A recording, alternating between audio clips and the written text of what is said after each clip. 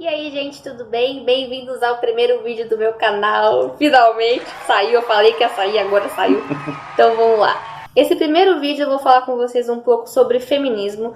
Mais especificamente eu vou falar com vocês sobre a questão da maternidade, da criação de filhos e da mulher enquanto dona de casa. E eu vou abordar isso sobre o que o feminismo diz a respeito disso. E vou fazer uma crítica a respeito do que eu penso em relação ao que o movimento está dizendo, que eu não concordo, já fique claro no começo do vídeo que o meu posicionamento sobre as citações que eu vou dizer são contrários, caso não fique claro ao longo do vídeo. Também é importante ressaltar para vocês que esse vídeo não tem a intenção de reduzir todo o movimento feminista a esse assunto. Com esse vídeo eu não estou querendo dizer que todo o movimento feminista seja ruim, ou que nunca tenha feito nada de bom, que nunca contribuiu com nada para a sociedade. O que eu vou dizer aqui é pontual, nós estamos falando de um assunto específico e é sobre ele que eu vou falar e criticar, certo? O objetivo desse vídeo é mostrar para vocês que sempre existem dois lados e principalmente que quando se fala de feminismo ou de qualquer outro movimento sociais, vocês não podem e nem devem aceitar simplesmente o que vocês recebem mastigado pela internet, pelo Facebook.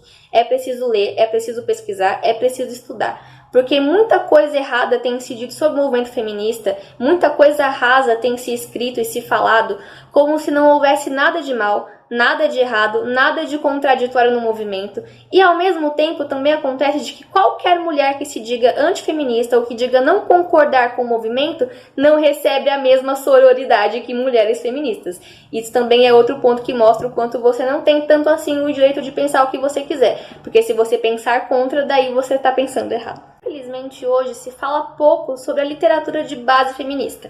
A maior parte das coisas que nós ouvimos falar sobre o movimento feminista são coisas que as mulheres dizem na internet sobre coisas que elas acham que é o feminismo. Ou seja, os clichês mais básicos, como o feminismo é o seu direito de fazer o que você quiser, ou o feminismo é simplesmente a questão da igualdade entre homens e mulheres. Por mais que na teoria isso seja a base, o cerne do movimento, o movimento feminista não se resume a isso. Existem muitas pautas que são abordadas pelo movimento feminista, nem todas eu concordo, a maioria eu discordo, e esse é um ponto que eu vou tratar hoje. Eu vou falar sobre essa questão da maternidade e da criação de filhos, sob um ponto de vista que pouco se fala, porque o que circula mais na internet são frases como é antifeminista criticar mães e odiar crianças porque você tira o protagonismo dessas mães enquanto feministas. E eu tô justamente aqui para dizer que isso não é antifeminista. Na verdade, é bastante feminista criticar mães, por serem donas de casa, por algumas decisões que são tomadas por essas mulheres. Então vamos começar aí com o assunto do vídeo. Bom, a primeira pessoa que eu vou citar aqui para poder falar sobre essa questão da maternidade, da mulher como dona de casa, é a Simone de Beauvoir. Quem conhece um mínimo de um movimento feminista sabe que a Simone de Beauvoir é como se fosse a mãe do movimento. Ela escreveu o que é um dos livros mais famosos da história do movimento feminista, que é O Segundo Sexo, e é desse livro que vai sair essa citação. Nesse livro, abordando essa questão das donas de casa, da mulher enquanto mãe, enquanto esposa, a Simone de Beauvoir vai dizer o seguinte: uma parasita a sugar a vida de outro organismo. A vida da dona de casa não caminha para a direção de criar algo durável. O trabalho que a mulher faz dentro de casa não é diretamente útil para a sociedade, não produz nada. A dona de casa é subordinada, parasitária. Enquanto a família, o mito da família, o mito da maternidade e o instinto maternal não forem completamente destruídos, as mulheres continuarão a viver sob opressão. Nenhuma mulher deveria ter a autorização para ficar em casa e cuidar das crianças. A sociedade deveria ser completamente diferente. As mulheres não deveriam ter essa opção, precisamente porque se tal escolha existir, demasiadas mulheres a seguirão. E ela fecha o argumento dizendo: isso é uma forma de forçar as mulheres numa decisão certa. Daí vocês me dizem aonde que isso é compatível com o discurso feminista atual de que a ideia do feminismo é você ser livre para fazer o que você quiser. Porque se essa fosse a verdade, ela não estaria dizendo que as mulheres não deveriam ter autorização para ficar em casa e cuidar dos seus filhos. Ou então que essa escolha não deveria existir, ou mesmo que isso que ela está dizendo é uma forma de forçar as mulheres na direção certa. Se existe decisão certa e direção certa, quer dizer que existe direção e decisão errada. O que quer dizer que essa história, esse papo furado de que o feminismo é o seu direito de fazer o que você quiser, é mentira. O seu direito é fazer o que eles permitem, que dizem que você faça, se eles aprovarem dessa forma. Nessa mesma linha de raciocínio da Simone de Beauvoir, também tem a Beth Friedan. A Beth Friedan escreveu também um dos livros mais famosos do movimento feminista, que junto com o da Simone de Beauvoir e com a política sexual da Kate Millett, formam a santíssima trindade do movimento feminista. A base de todos os outros livros são as três. Em A Mística Feminina, a Beth Friedan vai abordar justamente essa questão da dona de casa, da mãe, da esposa e falar sobre essa questão da opressão que essa mulher sofre. O que ela escreve é o seguinte: donas de casa são sem sentido, não são pessoas. Já começa errado por aí. O trabalho doméstico é particularmente adequado para as capacidades mentais de meninas débil-mentais. Ele aprisiona o desenvolvimento ao nível infantil, falta de identidade pessoal com um núcleo inevitavelmente fraco de si mesmo. Donas de casa que são esposas e mães estão em um perigo tão grande como os milhões que andaram a sua própria sorte nos campos de concentração nazistas. Basicamente, o que a Beth Friedan está dizendo aqui é que você ser dona de casa não apenas é sem sentido, não apenas a dona de casa não é uma pessoa, não apenas o trabalho doméstico é adequado somente para meninas consideradas por ela débil-mentais e não para mulheres capazes, como ela chega à audácia petulante de chamar a mulher em condição de dona de casa a comparação de campos de concentração nazistas. Se você não consegue ver o absurdo nisso, daí você já pode parar de ver o vídeo por aqui, porque você não tem nenhuma salvação. Outra feminista interessante de ser abordada é a Margaret Sanger. Ela é uma feminista de primeira onda, escreveu vários livros sobre a questão dos métodos contraceptivos e do controle familiar. Isso foi o que deixou ela mais famosa, tanto na participação dela direta na criação das primeiras clínicas do que ela chamava de planejamento familiar. A Margaret Sanger, ela era eugenista, um dos grandes expoentes do século XX do eugenismo. O que isso significa? Significa que ela acreditava que pessoas negras, pobres, latinas, que tivessem algum tipo de deficiência mental ou física não deveriam ter o direito de se reproduzir. E ela dizia, por exemplo, essa citação que eu vou citar para vocês. As mulheres não devem pedir direitos, somente têm necessidade de reivindicar o poder. O poder da mulher se pode expressar e se pode fazer sentir somente quando ela rejeita a tarefa de dar luz a crianças não queridas. Ou seja, a partir do momento em que você diz que somente quando uma mulher rejeita a tarefa de dar à luz e de criar filhos é que ela está de fato expressando e exercendo algum poder, você está, querendo ou não, dizendo que mulheres que tomam a decisão de ter e criar esses filhos não estão exercendo esse poder, o que quebra completamente o argumento das feministas atuais que dizem que você pode ser empoderada trabalhando e você pode ser empoderada sendo dona de casa. O que a literatura feminista aqui nos diz é justamente o contrário. Apesar disso, muitas feministas atuais falam que esse tipo de argumentação é baseada na literatura passada, nas primeiras autoras do feminismo, e que isso já não se aplica à atualidade, mas isso também é mentira. Então vamos à argumentação com feministas atuais, que daí vocês não podem usar esse argumento, não é mesmo?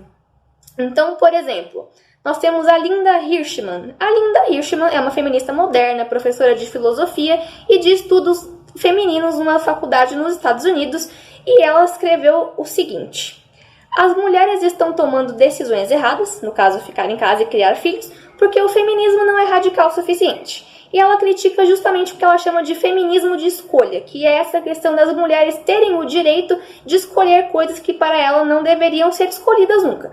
O que ela escreve aqui, por exemplo: acho um erro essas mulheres altamente talentosas fazer essa escolha de ficar em casa para criar os filhos. O único lugar para um adulto competente é num escritório. Ou seja, isso também, assim como tudo que já foi citado, contradiz completamente essa ideia de que o feminismo é o seu direito de fazer o que você quiser e que isso não tira o seu valor como mulher em nenhuma parte. Por quê? Se o único lugar para um adulto competente é num escritório e que ela acha um erro mulheres talentosas estarem dentro de casa criando seus filhos, você está colocando essas mulheres em categorias de incompetentes. Se as únicas competentes são as que estão trabalhando fora e não as que estão em casa.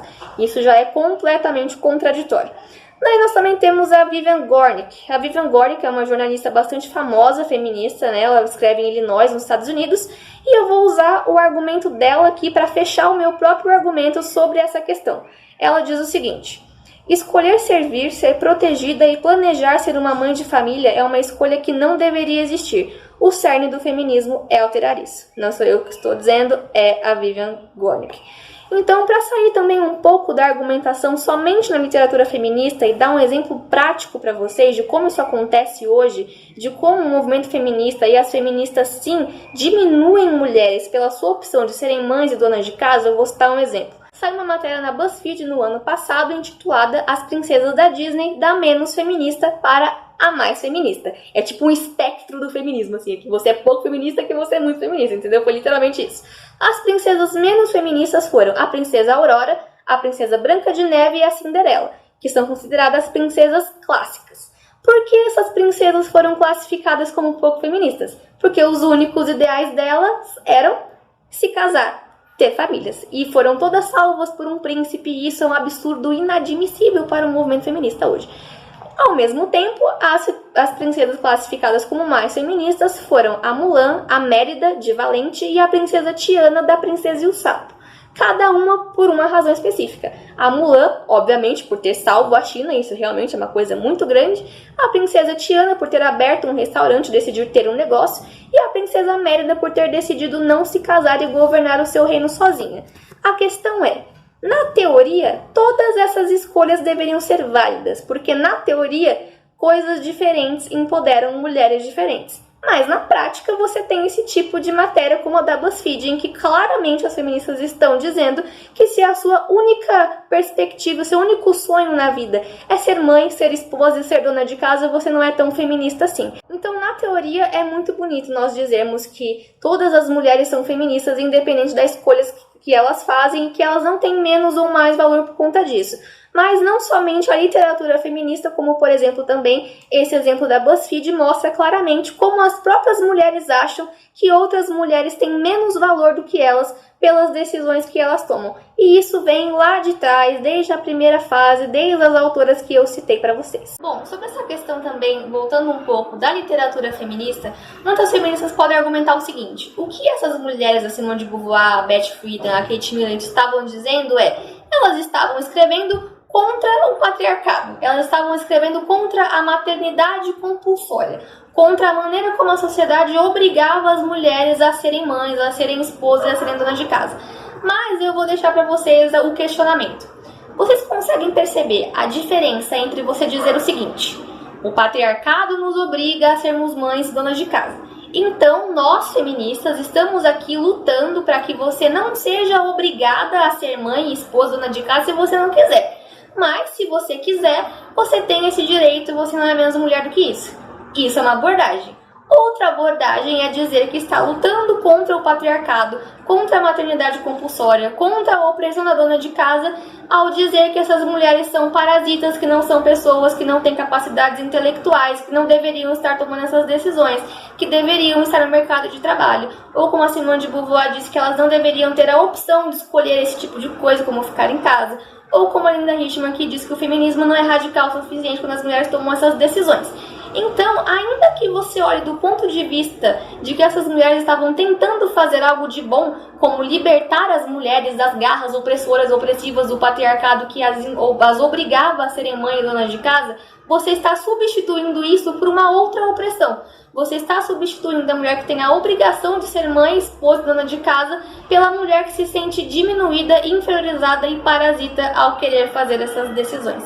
Então, de qualquer maneira, nós não temos como defender os argumentos das feministas que foram citados nesse vídeo. Bom, então, basicamente é isso, gente, que eu tinha para dizer. Essas questões do feminismo, que pouco se fala a respeito delas, para que vocês possam ter um olhar mais profundo sobre essas questões e não ficarem apenas com a opinião de que o feminismo deixa você fazer o que vocês quiserem, sem que vocês tenham lido os livros para poder constatarem se isso realmente é verdade.